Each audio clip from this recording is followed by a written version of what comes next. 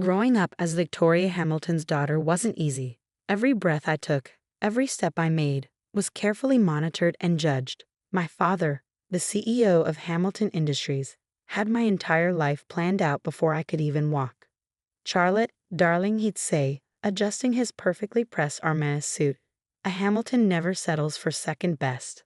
Our mansion in Beverly Hills stood as a testament to that philosophy. 28 rooms of carefully curated luxury, each one screaming wealth and power. But to me, it felt more like a golden cage than a home. By the time I turned 25, I had followed my father's blueprint perfectly. Harvard Business School graduate, junior executive at Hamilton Industries, and engaged to Bradley Winchester ILI. Heir to Winchester Technologies and my father's handpicked choice for my husband. There was just one small problem. I was desperately, hopelessly in love with someone else. I met James Mitchell on a rainy Tuesday morning when my Ferrari broke down on the way to work. He was the mechanic who came to my rescue, arriving in a beaten-up tow truck with a smile that made my heart skip a beat. "Looks like your timing belt's shot," he said, wiping his hands on his worn jeans. "I can fix it, but it'll take a few hours." Something about his honest brown eyes and the way he explained everything without talking down to me made me agree to wait at his small garage instead of calling an Uber. That decision changed my life forever. Over cups of terrible vending machine coffee, I discovered James wasn't just any mechanic. He'd worked his way through engineering school, graduating top of his class. He could have taken a cushy corporate job, but he loved working with his hands, solving problems, making things better. "Life's too short to spend it doing something just because it looks good on paper," he told me, his eyes twinkling. Those words hit me like a thunderbolt. For the first time, someone had put into words exactly what I'd been feeling all my life. One coffee led to another, then dinner, then stolen moments whenever I could escape my suffocating world. James never asked about my family's wealth, never tried to impress me with fancy restaurants or expensive gifts. Instead, he showed me the joy of simple things: midnight drives along the coast, picnics in hidden parks, and laughter. So much laughter. For 6 months, I lived a double life.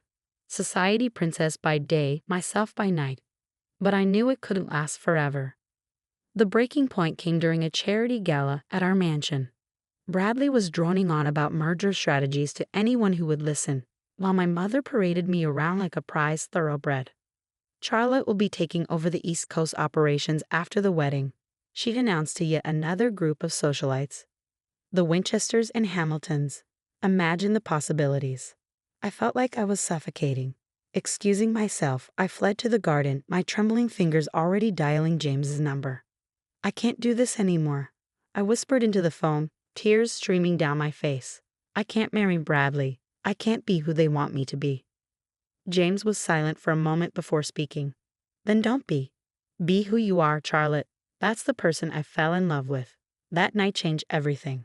The next morning, I walked into my father's study, my heart pounding but my resolve firm. "Daddy, I need to tell you something."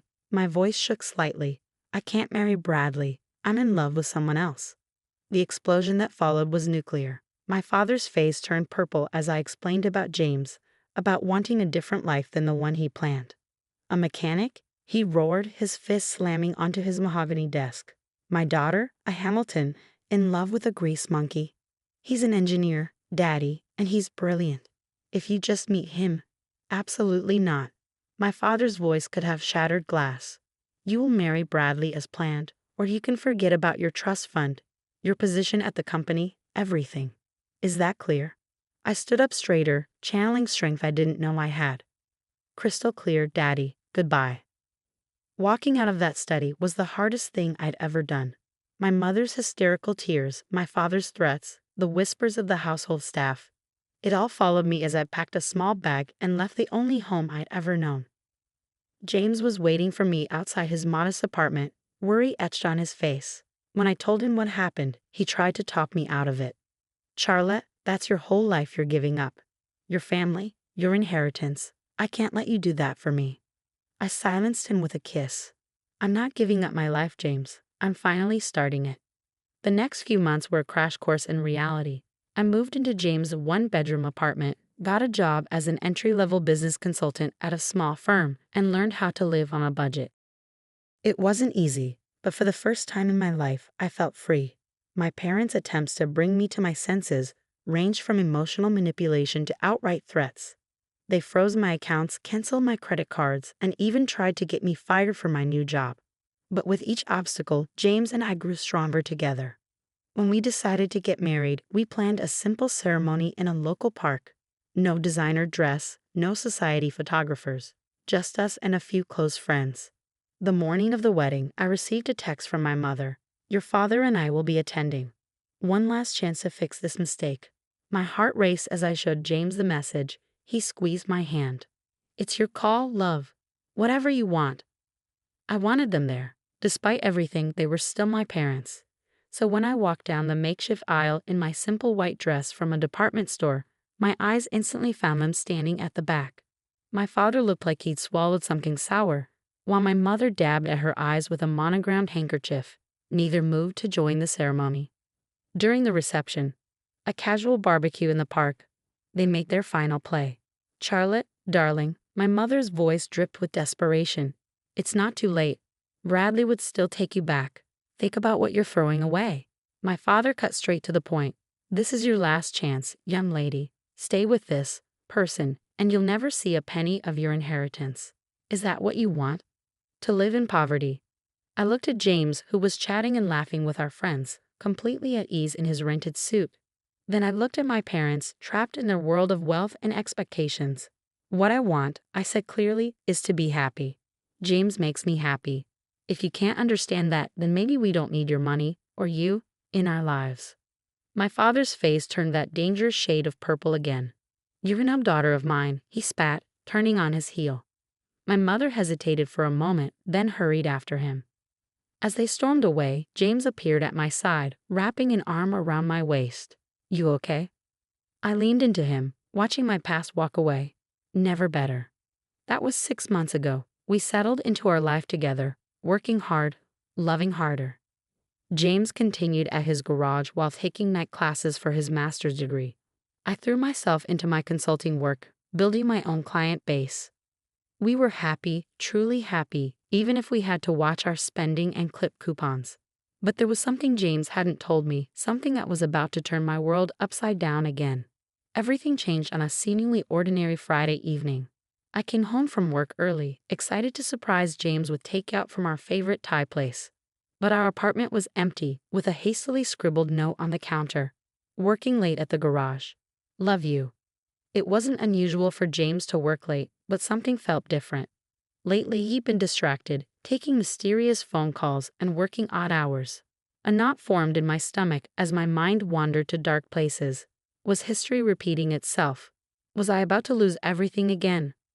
Unable to sit still, I decided to bring dinner to him at the garage. But when I pulled up, the place was dark. James's beaten-up truck wasn't in its usual spot. My hands trembled as I called his number. Straight to voicemail. Just as panic started to set in, my phone buzzed with a text from an unknown number. "Mrs. Mitchell, please come to 1875 Highland Avenue immediately. It's about your husband." My heart stopped. Highland Avenue was in the industrial district, miles from James's garage. With shaking fingers, I typed the address into my GPS and drove through the darkening city, imagining worst-case scenarios. The GPS led me to a massive, modern building with sleek glass walls. Security gates opened automatically as I approached, and a uniformed guard directed me to an underground parking garage. "Mrs. Mitchell," he nodded respectfully. "Take the executive elevator to the top floor." Executive elevator? Top floor? What was going on? The elevator opened into a stunning office suite with floor-to-ceiling windows overlooking the city. And there, standing at a glass desk with his back to me, was James, but not the James I knew. Gone were the worn jeans and oil-stained t-shirt. Instead, he wore an impeccably tailored suit that probably cost more than our monthly rent. When he turned around, his familiar warm smile was tinged with nervousness. "Charlie," he said softly, using his special nickname for me, "I think it's time I told you everything." Before he could continue, the office door burst open. And there, like a scene from my worst nightmare, stood my father, mother, and Bradley Winchester eye. "What is the meaning of this?" my father thundered, his face already turning that familiar shade of purple. Security said Charlotte was headed up here. "What are you doing in the CEO's office, you mechanic?" James straightened his tie and walked around the desk. "Actually, Mr. Hamilton, I am the CEO. James Mitchell, founder and chief executive officer of Mitchell Innovations." The silence that followed was deafening. My mother grabbed a chair for support. Bradley's mouth hung open unattractively, and my father, for the first time in my life, was speechless. But my mother stammered, "You're a mechanic." James smiled, taking my hand.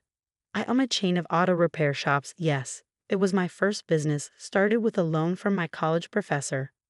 But Mitchell Innovations is my main focus. We're a tech company specializing in revolutionary electric vehicle batteries." That's what those late nights at the garage were about.